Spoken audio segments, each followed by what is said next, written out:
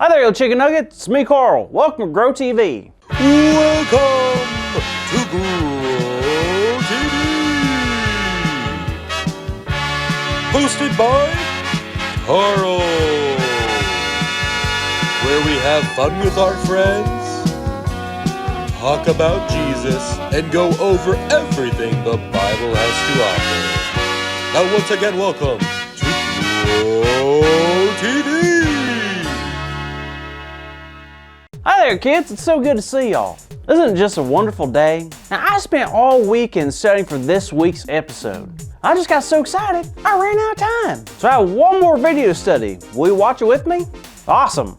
Now, this video apparently shows us how big this universe is. But it can't be that big, right? But I guess we'll see. Roll the clip!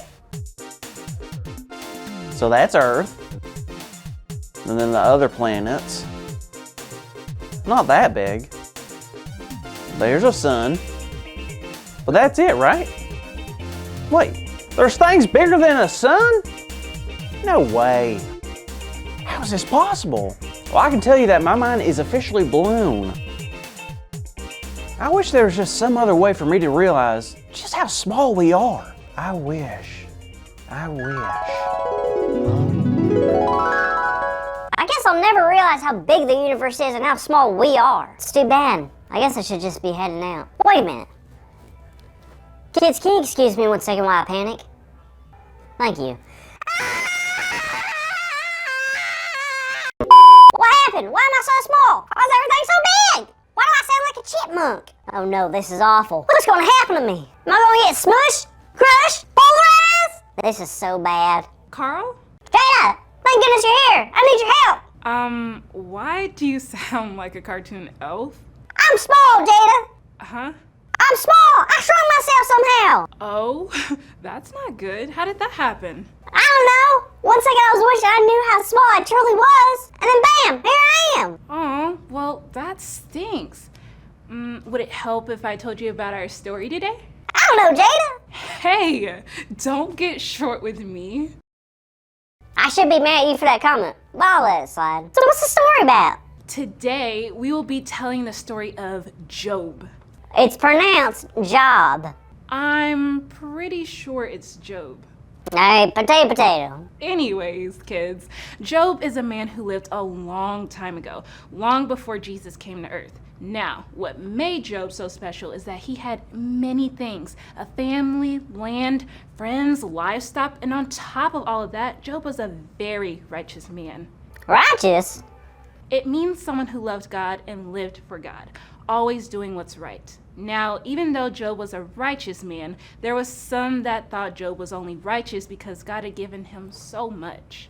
Well, is that true? Of course not, but little did Job know that there would be some tough times ahead of him. Oh, like a paper cut.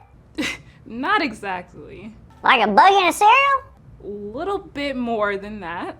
You see, Job was about to have his whole life turned upside down. Job was going to face many struggles that would definitely push him farther than he has ever been pushed before. Wowza. So Job was living his normal life when he had suddenly got very sick. Sick? Very sick. He had sores all over his body, then his animals were taken from him, and even some of his family had passed away. That is awful. It sure was. Job was having so many things taken away from him, and he quit. What? He quit, right? He quit being righteous? Why would you say that? I mean, he had a great life before. Everything was great. That means it's easy to do the right thing. But if all that stuff leaves, he quits being righteous, right? Well, that's what most people would expect. Even his wife was wondering why Job would still worship God. I bet it was so hard to see Job suffer so much, huh? For sure, some of the worst things imaginable have become a reality for Job. But what's his reaction? To still worship God. You may be wondering why that is. Why would Job still worship God if almost everything in his life was taken from him? The answer is simple. Job loved God, and Job understood that God would never spiral out of control, even if everything else is falling apart. See, God made everything. The animals, the mountains, the moon, stars, even all the things and people in Job's life. He was thankful just knowing that such a big God would know him and care about him. Everything he had was thanks to God. So even if he lost everything valuable, he would still have God, which was worth more than anything or anyone. Job could see the bigness of God, which made his smallness feel a lot better. So we're all pretty small, huh? Yeah, some of us more than others. Easy. I'm just saying, Carl, there's beauty in knowing how small we are and just how big and powerful God really is. I guess you're right. Maybe it is a good thing I got shrunk down to this size. You know, like a teenage hamster. Really? Why? I don't know. It kind of gave me perspiration. Huh? Perspection. Do you mean perspective? Yeah, that's what I said. It gave me perspective and helped me realize that there are so many things that God is in control of than I can imagine. And we are just an itty bitty part of what God plans. But I'm grateful I'm a part of it at all. Well, Carl, I couldn't agree more.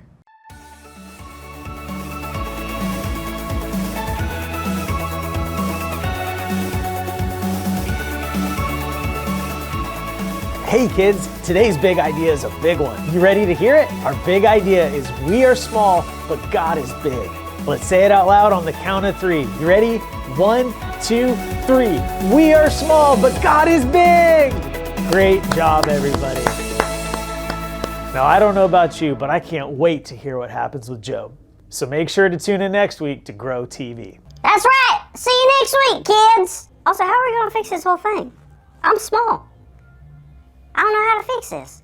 Do I say bang a bugga booga? And I grow up? Do I get big again?